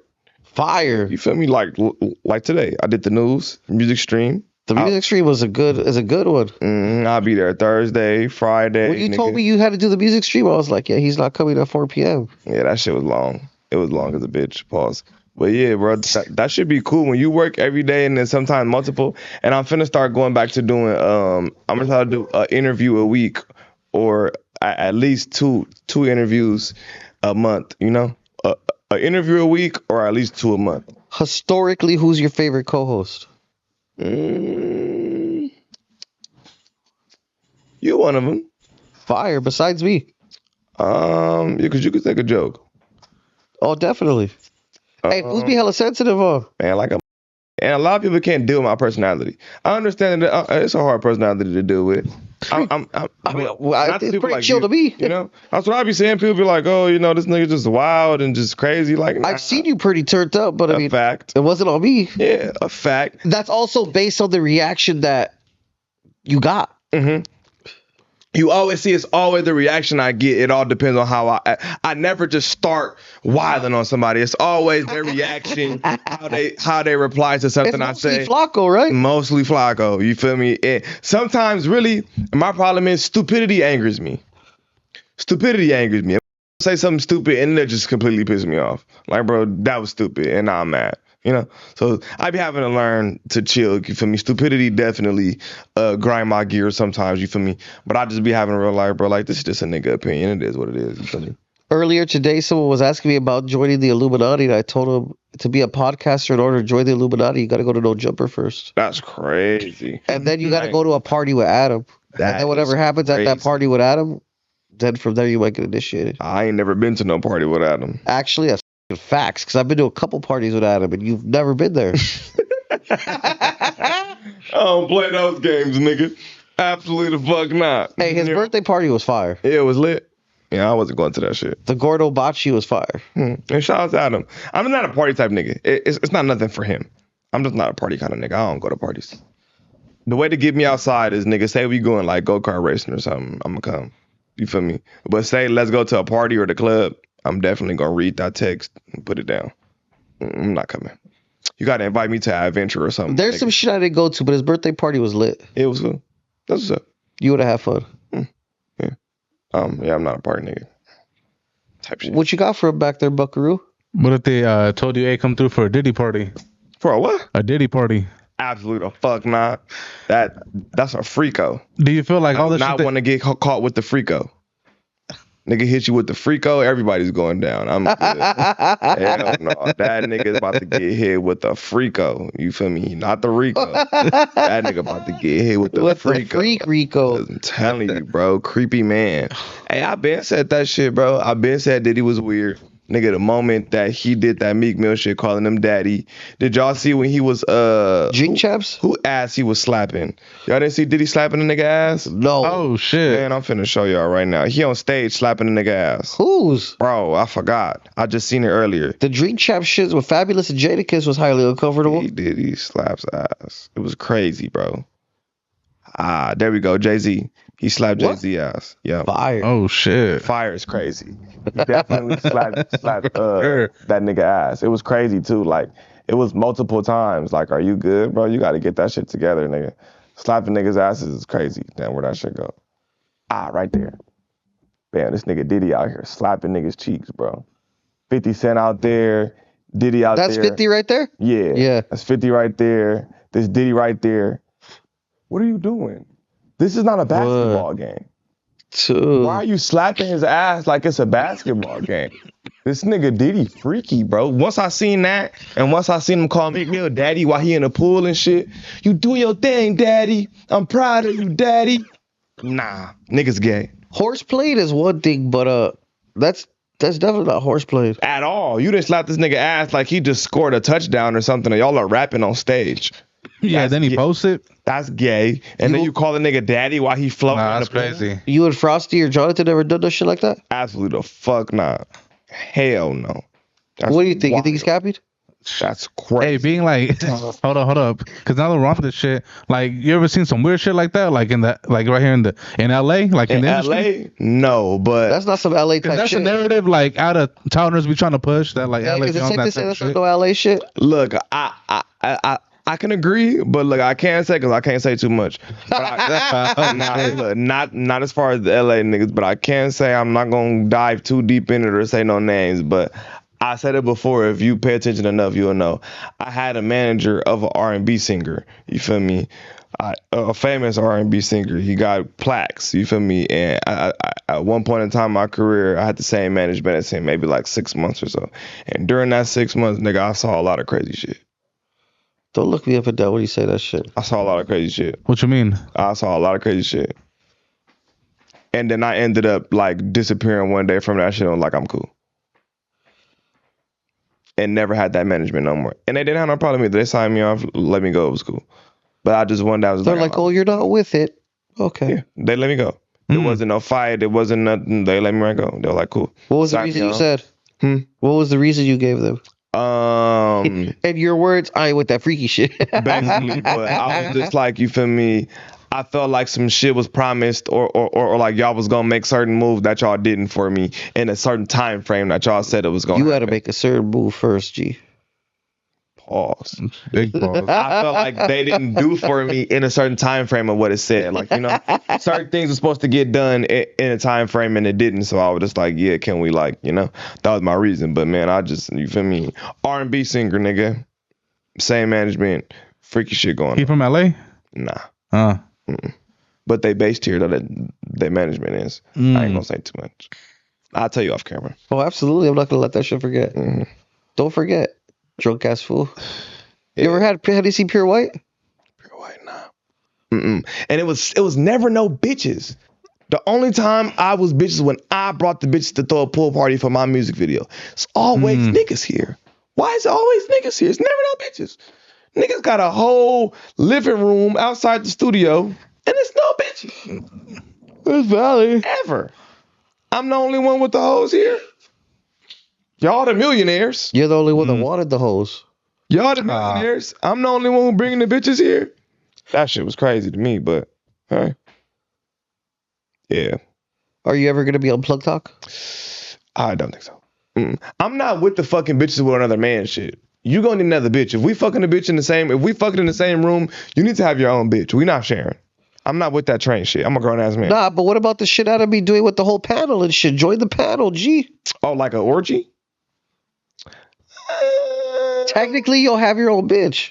I don't know how I feel about putting my dick on camera with random people. I don't know how I feel about it. Just kind of hide it. I don't know.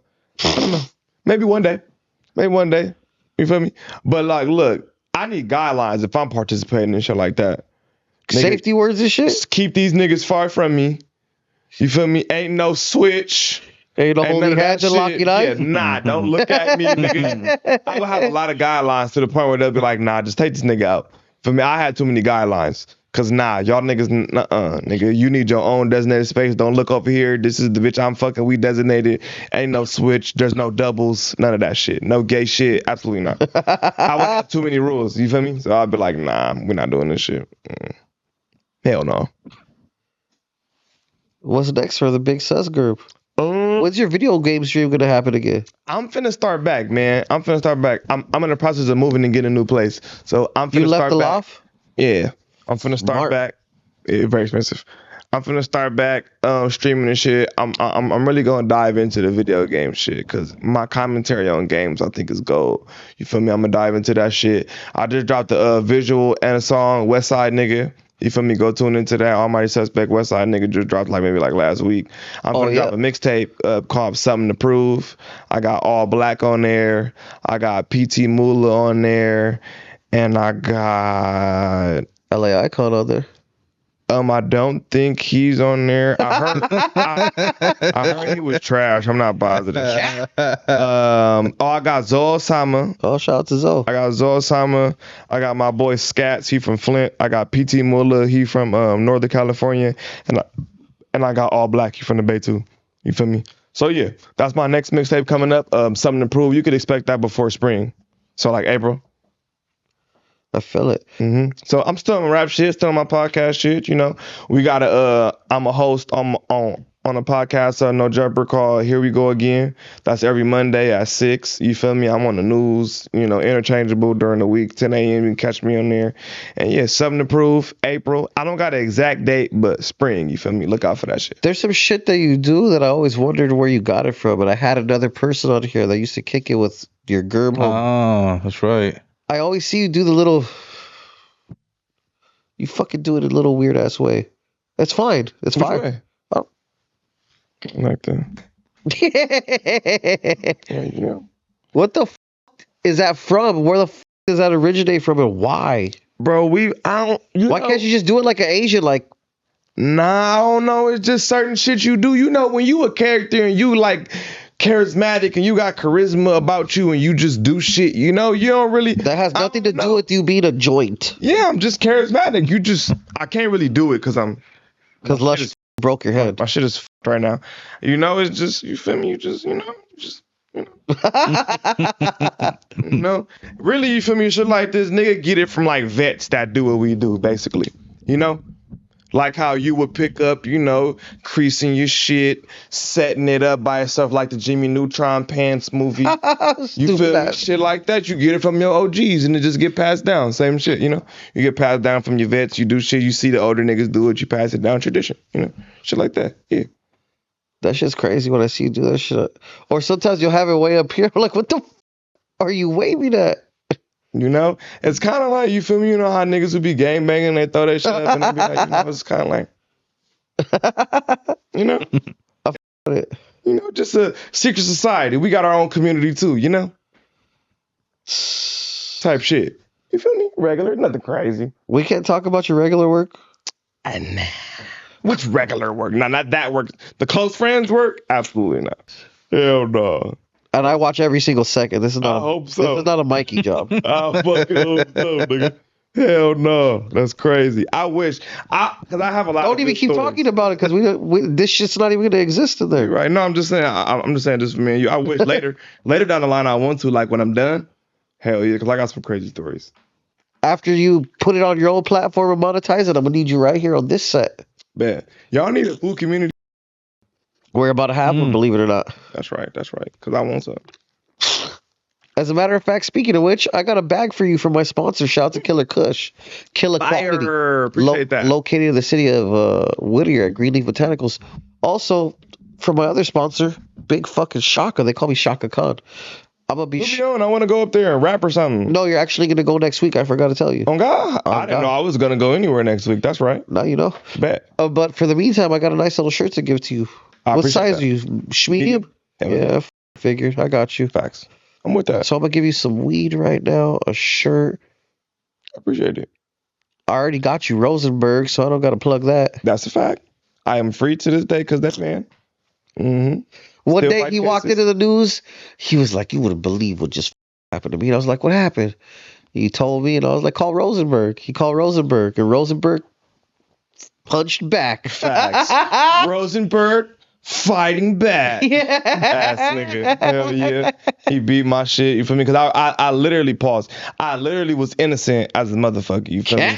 I swear that was the first time, bro. And I think that's karma for all the shit that I did that I didn't get caught for. Because I'm in a whole fucking crime with some shit I had nothing to do with. I'm like, Oh what? yeah, now I remember exactly that story. I'm like, this is crazy, bro. You were there, Bro, yeah, I was. but not for that. At all. I'm here rapping. And you niggas is being thieves, and now niggas put me in it because I'm in this location. It was crazy. It was crazy. But I just say that's, karma from doing all kind of shit, never getting caught for it. So, it's life. Yeah. I ain't mad at it. I'm about to go get a vitamin B shot right now. It's crazy. You need it? I'm sick. Uh, Can't you tell? yeah. Sick ass nigga. I wish I had a vitamin C shot, but I'll settle for the B. I ain't never had no vitamin shot. I just eat oranges every morning. You be eating peanut butter and jelly every morning. With oranges. That's a wild ass combo. Oranges, strawberries, raisins. I'm a pretty healthy dude, even though I do drugs. What's the name of that fucking group that you be listening to? Men I Trust. Men I Trust. Fire. The singer, top tier white lady. She is her voice is beautiful. I love Men I Trust. People really don't realize, I'm not your typical dumbass nigga who just listen to dumbass nigga shit all day, Hey, you still be capping about being sober? What kind? Any kind of sober you be claiming that you are up there? Off and ons, sometimes. Fool, it's me and you. Oh, I guess it's all of us, but off and ons. You feel me? Right now, yeah, I'm drinking. Once I fucked this shit up, I had to give me some pain meds. what kind of pain meds you take? Good Percocet. No 30s. We don't do those. Aren't Percocets. I have people say that the Perc 30 don't exist. That's an oxy, and you out here wilding. Feel me? That's a 30 oxy. It's not. I forgot what the fuck happened. Oh, I had like a stiff back pause, and then I went to go to the ER. They gave me some shit called Flexerol. The fuck is that? I don't know, but I don't be taking no meds, and that shit had me feeling like you dozing off and shit. You was high. You was sweating. Not cool. I took two of them. Had that. I took one, and I took one the next day, and I was like, yeah. This is why I don't do this shit. I feel you. Yeah, you feel me? For my hand shit, you need pain meds and shit like that. But nah, bro, I ain't never tried nothing crazy. I never played with my nose. I ain't never stuck nothing in my veins or no shit like that. I ain't never smoked nothing that wasn't supposed to be smoked. Nah, I ain't never did no shit like that. What was that shit that you were trying to tell me to do? Kratom? Kratom. Oh, that's like a if you're having like withdrawals from certain shit, it like help your withdrawals go away. It's like a natural supplement type thing. Oh, so you try to put me on like some Suboxone type shit? Turn me out. Natural than Suboxone. Suboxone, you gotta get prescribed that. You feel me? Kratom, you don't gotta get prescribed that. That's literally like man, you gotta be thinking that shit was like coffee. It kind of is. It's definitely caffeine derived. Or was that some other shit that there was like the coffee that they sent to the office? Yeah, that was probably that. That was probably different. But not, it's nothing crazy. Kratom just some people use it as a dietary supplement too. It's not just used as a, you feel me, like withdrawal shit. People use it for different shit. So like, yeah, it might help you go on a diet. Is there anything else you want to talk about? Shit. Any other racist claims against him? It's crazy. Man, they gotta stop doing that, bro. I'm not racist against nobody. I feel like black people can't really be racist. I think we some of the most loving people on the planet. That's the stupidest shit you probably ever said. No, and you gotta understand why. We have been systematically oppressed and systematically shut down that our entire life. And you gotta look at it like this, right? Like, when is it or is it not a very big deal when one of my people come to one of yours and gets put on? Is that not a huge deal? In that neighborhood. Crazy as fuck. Big deal, right? Every time it happens. You know how many Mexicans from black hoods? Every day. Nobody give a fuck. That shit don't be a big deal. Black people accept everybody. We be like, here, come on, go ahead, come to the house. We don't give a fuck. Every, like, nigga, until I remember one time, bro, I went in one of my Latino homies' houses, bro, growing up, nigga. I feel like it's bad racist when we say that we go to our black or Mexican friends' houses. It just sounds bad. I don't think so. I don't Like, think yeah, I went to my black friend's house. I would look. I That go to shit my sounds Latino crazy. homie house, right? You feel me? Because they making some food or whatever. I'll go in there. You feel me? His mom say something in Spanish. I don't know what she say, but then we leave. He told me his mama said, "Is he one of the black people that steal, or is he one of the good ones?" My mama would never, ever, ever, ever say no shit like that, bro. Motherfuckers be trying, nah, bro, we not racist. We some of the most accepting people ever. If you come to my house right now, my mama cook all kind of shit. He didn't came, nigga. You didn't pulled up to my granny shit, got all kind of macaroni, all kind of food and shit. Nigga don't give a fuck. Like, nigga, bro, niggas is far from racist, bro. Like, far. You feel me? Like, I don't know I don't know where people get that shit from, bro. I have no clue. I don't know. It's because you said, what did this I just say motherfucker wild say? shit sometimes, bro, but I be meaning it. He said Mexicans need to do Mexican music. Oh, no. Don't do that. Don't do that. And I feel like I was. Cut it out. Don't even go down that lane. No, we can't. I feel like I was completely right with that. Because look, if a nigga say, I'm not gonna sign, if I'm black and I do corridos, and I say, I don't want to sign to no Mexicans, y'all gonna look at me crazy. Crazy. If I come in that motherfucker, I'm using y'all slang. I'm dressing like y'all. I'm dressing like a authentic corridos band or some shit like that. Are you saying Mexicans are guests in hip hop? You're saying that. All I'm saying is, if I pulled up with a motherfucking hat with the brim, nigga, corridos out. And I'm doing music, I'm doing that whole scene, and then somebody asks me in the interview, would you sign to a Latino? Hell no, I'm not signing to no Mexicans. What? You all in there, you all in that shit. How can you not? What are you saying? You're out your fucking mind. I think that would be so disrespectful. If I'm doing corridos and I don't want to sign to no Mexican label, I think that's disrespectful as fuck, is it not? Pretty unique. I think that's disrespectful. Nah, I agree, but I feel like maybe he said it from like a political angle type shit. I think that would be different if he said, I'm not going to sign to no Crips, or I'm going to sign to no Bloods. You got that. But blacks, you lost your mind. You lost your mind. You lost your mind. Just like how, and then he tried to use, Wack 100 said he wouldn't sign no Sereno. He said Sereno. He didn't say wouldn't sign no Mexican. He says Sereno because he knows what comes with that. That's politics. That's extra shit. Maybe he's a Paru. Maybe his hood beefs with some Serenos. He didn't say Mexican. That's completely different. So I felt like for him to say I'm not gonna sign to no blacks and you say nigga and no hood, it's crazy. Semantics is critical, huh? That's all I'm saying. I just feel like that's crazy. Now, if he would have said I'm not gonna sign to no Crips, you got that. I'm not signing to no Bloods, I wouldn't have shit to say. Nothing. You got that because that's past the music. You on some political shit, you know? But saying I'm not going to sign to no blacks and you benefit off this culture and you say nigga and you say own hood and Respectfully, how many black CEOs of record labels are there? Quite a few. Really? Maybe not like of the main like Universal, but like probably quite a few. But maybe he was just hating on them and he only wants to sign the Jews. But even then too, I think that's a good point because why would you even say you want to sign to no blacks when there's not even too many that's CEOs? I'm glad you said that. So it's like you making you even more racist for real because there's not even so many options of signing to black people. You just wanted to say that. He just don't fuck with Jay-Z maybe or Diddy because they be slapping ass and shit.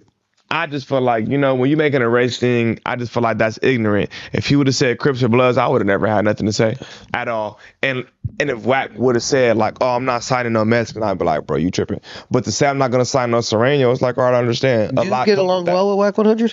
Yeah, he's cool. What do you think about the wild shit he says about Mexican people?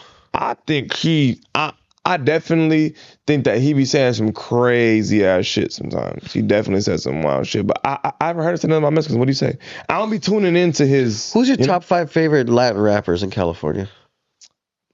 Favorite Latino rappers in from here. Let's go with. I think Bravo the Bad Chaser hard. Who else? I think the little Get Money DT nigga is hard. Oh, fire! G Shout Money? out to G Money DT. Grimy Um, Loc risk taker. who else? I don't be listening to too much LA rap right now as a whole, so it's not really so much Latinos. You know, it's everybody. I don't be listening to too much LA rap right now. Whoever comes to mind. Over all your years in this wonderful game. Like, oh, so you mean like over time? It don't gotta be right Period. now. You To could- be honest, my favorite, what was his name? 323 Trap Baby or some shit like that. 323 something from Florence. You know what I'm talking about? No, but fire. Fuck. Babyface? Huh? Babyface? Or am I Babyface tripping? not for Florence. Nah, his name is 323 something. Fuck, I gotta find it. That nigga hard. I ain't gonna lie. I was listening to one of his shit a lot. Fuck, I'm finna find it, so I'll make sure I say his name correct. You feel me? And I believe he ended up signing to Swifty Blue and stopped fucking with me, but I still support your shit. I'm not mad at it. You know, do your thing. But fuck, what's the name of that song? There we go. Bank Bro. His name is, let me turn it down. His name is Bank Bro 323. The song called Cold Road. He from Florence. That nigga hard. I'm not sure I've ever heard of him, but that's fire. Yeah, Bank Bro 323. Yeah, he got a song called Cold World. That motherfucker was crazy. Yeah. Cold World? He my favorite Latino rapper from here, for sure. For sure. Top. For sure. What I said his name was again? Yeah, Bank Bro Music 323. That nigga go crazy. That's my favorite Latino rapper from here. Fire. Yeah. Hold up, I just remember now. Speaking of Latino rappers, I remember you had a Latino rapper signed under you, right? Mm-hmm. What happened there? I don't really fuck with that nigga no more. Oh, He didn't shit. want to sign to blacks. And then he eventually, like, long story short, he ended up fucking with some niggas who I stopped fucking with. Basically, like if like how you introduced me to him, you feel me, and y'all two start getting into it, and then I just start fucking with him and I start popping up with him. That'd be shit. fire. That's weird as fuck. Shit like that. He's owner of the food community. So yeah, that's how that happened. You know, I introduced a nigga to some niggas. I get into it with them niggas. Oh, you know what? I think you told me this story too. And he keep fucking with him. I didn't, so I had to cut niggas off. You know how that should be. That's a long story short. Was it tight? For a time. He said until I stopped fucking with him. Yeah, for a time. Like, but I was helping with a lot of that shit. You know, like when I was around, yeah, because I was helping structure them raps. I'm helping you push shit in certain ways. I'm saying don't say that, redo that. So yeah. Oh, lastly, how do you feel about fools that brown fools rapping saying the N-word? I don't really have too much problem with Mexicans saying the N-word, to be honest, to be completely honest. Why? I grew up with Mexicans like together. So like, I don't really, if you're not using it in a derogatory term, I don't really see the problem with it. Like, you know? Favorite taco place? He's like, this is getting mad racial. Ooh, favorite taco place. What's the name of it? It's in Lomita, I want to say, or PCH. I'm finna tell you the name right now. That shit is like a mom and pop spot. Fire. You don't know what saddens me is there's no fire Mexican food next to no jumper. Yeah, because it's where the location is. You know, they not really, On that? yeah, they're kind of pretty, Say it. racist over Yeah. there, buddy. Pretty racist over there, buddy. What's the name of that shop? I'm finna find Is it Adam right racist? now. I don't think Adam's racist, no. I But I so. think white people be like racist without even knowing that they're racist. By just saying and doing dumb shit on accident, but it be racist, you know? I feel it. Like, you know what I'm saying? Like, I feel like they don't be knowing that they are, but they just do be. I be catching mad fucking flack for that fool, big dog. I don't think he gives a fuck. They be on you about that shit? Occasionally. Whenever there's a hiccup up there, yeah, definitely. If I don't do anything, he's a whole bunch of this and a whole bunch of that. Why? I don't know why. They call him my white master. Do he be saying like crazy Mexican shit? Occasionally. Yeah. Yeah, very, like a birthday once a year or some shit. I ain't never really heard him say nothing crazy. Maybe I'm missing it or something. I ain't really heard him say nothing. It doesn't too crazy. directly affect you, so I can understand how you don't give a I'm fuck. finna find this restaurant because I want y'all to go. It's really fire.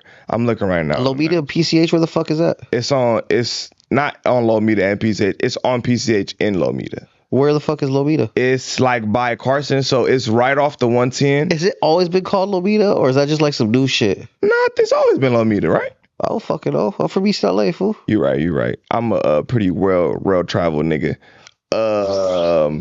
All right, PCH boom. I don't like how that sounded. Well traveled. I've been around. You know what I'm saying? Me too, motherfucker. You are could have right. just. You've been more traveled than me. You're right. You could have said Carson. I would have been like, Nah, oh, because it's not. It's past it. It's more so like Harbor City.